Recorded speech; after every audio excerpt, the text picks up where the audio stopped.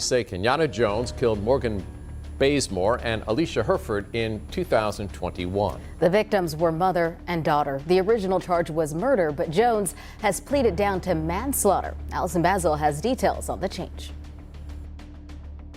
Thick as thieves. Mother and daughter, but very good friends, best friends. Family members only have pictures to hold on to almost 2 years after their loved one's murders. Norfolk police say they responded to a shooting at Hunter Square Apartments on March 12, 2021, and found 23-year-old Morgan Bazemore and her mother, 52-year-old Alicia Herford, shot to death in the parking lot. Forever in our hearts. Investigators later arrested Kenyatta Jones. Prosecutors charged him with 2 counts of second-degree murder and gun charges.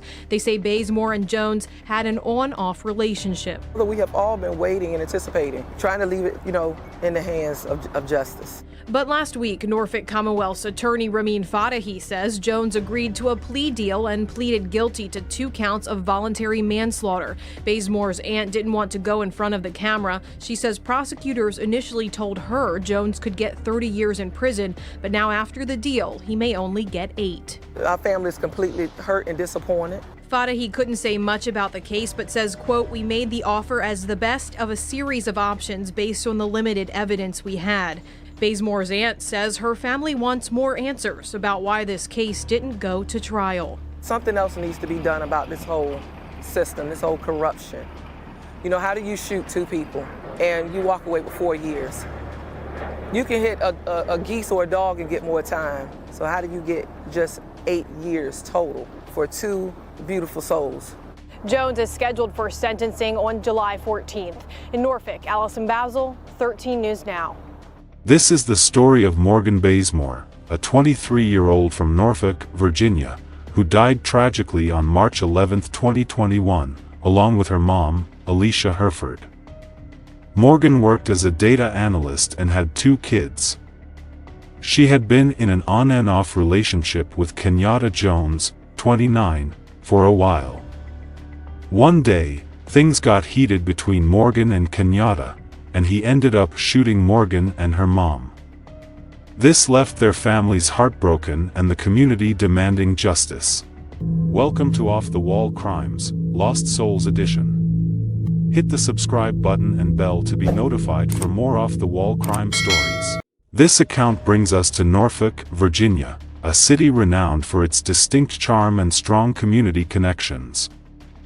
Within this city, Morgan Bazemore lived alongside her mother, Alicia Herford, forming a closely knit familial bond.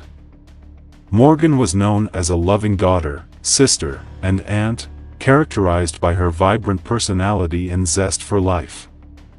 After graduating from Maury High School in 2016, she pursued a career as a data analyst at Shell Point Mortgage Servicing while also being a devoted mother of 2 children. Morgan's genuine dedication and enthusiasm permeated all aspects of her life. She had a passion for shopping, a discerning eye for fashion, and cherished moments spent with her family and friends, creating cherished memories together. In her personal life, Morgan maintained an on and off relationship with Kenyatta Jones, aged 29, over the span of several years. They ended their relationship multiple times, only to reconcile later. The night of March 12, 2021, marked a tragic turn when a domestic dispute escalated into a horrific double homicide. The heartbreaking event, involving 23-year-old Morgan Bazemore and her 52-year-old mother, Alicia Herford, unfolded in Norfolk, Virginia. Both Bazemore and her mother were fatally shot around midnight in a parking lot outside the Hunter Square Apartments. Kenyatta Jones, the accused, allegedly shot Morgan and Alicia during a heated argument that resulted in Alicia being shot 3 times and Morgan being shot twice, including a fatal gunshot wound to the head. Kenyatta Jones faced charges of 2 counts of second-degree murder and gun-related offenses. During the courtroom proceedings surrounding the tragic events, 2 key witnesses emerged, playing crucial roles in recounting the harrowing ordeal. The first witness, a woman who was present at the scene during the shooting, recounted observing individuals hastily departing as gunshots echoed. Her car's camera captured unsettling moments, providing a visual record of the distressing incident. She vividly described discovering the lifeless bodies of 23-year-old Morgan Bazemore and her 52-year-old mother, Alicia Hereford, in a parking lot outside an apartment. The witness underscored the profound impact of the shooting through her testimony. The second witness, another woman who entered the parking lot at the time of the incident, offered additional insights. She testified that she and her daughter arrived in the parking lot and heard a gunshot, prompting them to witness people leaving the area. After finding Morgan and Alicia on the ground, she promptly dialed 911 and checked their pulse. However, whether the witness could accurately identify Kenyatta Jones, the person accused of the crime, became a big question in court. The defense said she might not remember properly because of social media, even though she had known Kenyatta since they were kids. But the witness insisted she didn't recognize him. In court, what she said was very serious. One witness said, "I saw people leaving fast, and I recorded it on my car's camera." Another witness remembered hearing a gunshot, seeing people leave, and then calling 911 after finding the two women on the ground. These stories made the legal case more complicated. After the tragic incident, Kenyatta Jones was charged with 2 counts of murder and illegal gun use. However, justice took an unexpected turn. Kenyatta Jones received an 8-year prison sentence for shooting his girlfriend, Morgan Bazemore, and her mother, Alicia Hereford. This sentence was the maximum he could receive under a plea agreement made with prosecutors. Initially, facing 2 charges of second-degree murder, Jones ultimately pleaded guilty to 2 lesser charges of voluntary manslaughter. The plea deal was reached because key witnesses, including Kenyatta's mother, Sheila Jones, were unavailable and unwilling to cooperate or be located to testify. This decision left the families of the victims deeply frustrated, as they believed the sentence did not match the severity of the crime. The families of Morgan Bazemore and Alicia Hereford expressed profound dissatisfaction with the justice system, questioning the outcome of the trial and the sentence given to the accused. For Kenyatta Jones' family, the frustration was palpable, as they felt that the 8-year prison term resulting from the plea deal fell short of delivering justice for the heinous crime committed against their loved ones. During the courtroom proceedings, family members voiced their discontent with the sentence, emphasizing its inadequacy compared to the seriousness of the crime. Monica Bazemore, Morgan's aunt, bravely stepped forward in the courtroom, voicing profound discontent with both Kenyatta and the seemingly light sentence. She boldly stated that they didn't deserve such treatment, referring to the victims, and condemned Kenyatta as a monster. With passion in her voice, she addressed the court, making her sentiments clear. There are criminals who receive longer sentences for drug offenses, and neither the victims nor their families believe that the 8-year sentence is appropriate for that monster, Monica asserted. Her sentiments echoed the family's belief that the legal system had failed to deliver a punishment commensurate with the seriousness of the crime. Harvey Hereford, Alicia's husband and Morgan's father, testified about his dissatisfaction with the plea deal, revealing that he had been misled until the day before its signing. The family's frustrations extended beyond the courtroom, with allegations of unreturned messages and confusion surrounding the prosecution's efforts. In the aftermath of the trial, the family continued to demand answers and justice. They questioned the plea deal and perceived a lack of effort from the Commonwealth's attorney to adequately prosecute the murder. The family's dissatisfaction was further fueled by the belief that key witnesses had refused to cooperate, hindering the presentation of crucial evidence in court.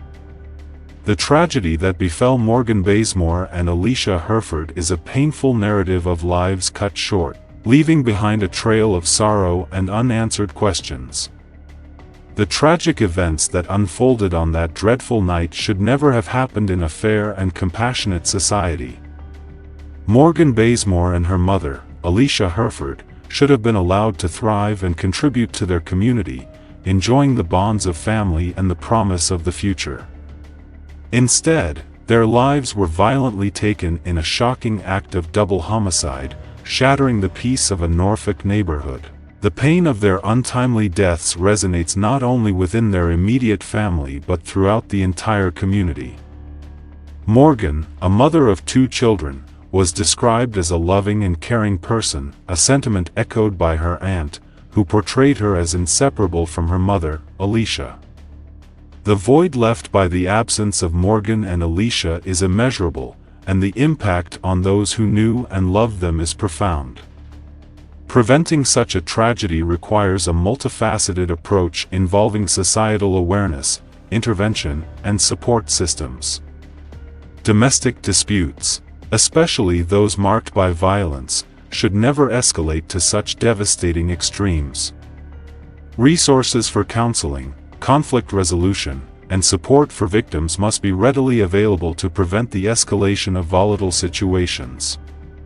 As the community mourns the loss of Morgan and Alicia, their story serves as a reminder of the urgency to address domestic violence, support victims, and ensure that the legal system can deliver justice that reflects the severity of such crimes. In reflecting on what could have been done differently, society must strive to create an environment where individuals can seek help without fear, where the warning signs of violence are recognized, and where tragedies like this become increasingly preventable. There are several important things we can learn from the sad story of Morgan Bazemore and her mother, Alicia Herford. This story highlights the importance of addressing domestic violence in our communities. Disagreements between family members should never escalate to such devastating levels. It's crucial to recognize the signs of abusive relationships and offer support and resources for those affected, including counseling and conflict resolution services.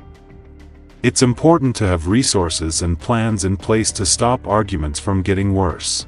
This means making sure there are places where people who are hurt can get help easily, without being afraid. We also need ways to stop fights before they become violent. People who are in abusive relationships need lots of support to stay safe. This means not just getting legal help, but also getting emotional support to help them leave bad relationships. This story shows how it's crucial for the legal system to be fair and make sure that punishments fit the crimes. In this case, people weren't happy with the deal made, which shows we need to make sure everyone is treated fairly in court. Communities are really important in stopping tragedies like this from happening.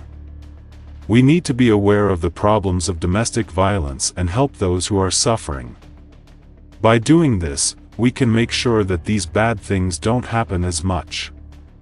Overall, this story reminds us that we all need to watch out for each other and help out when things aren't right. We were deeply saddened to hear about the tragic loss of Morgan Bazemore and her mother, Alicia Herford. Words cannot express the sorrow we feel for your family during this incredibly difficult time.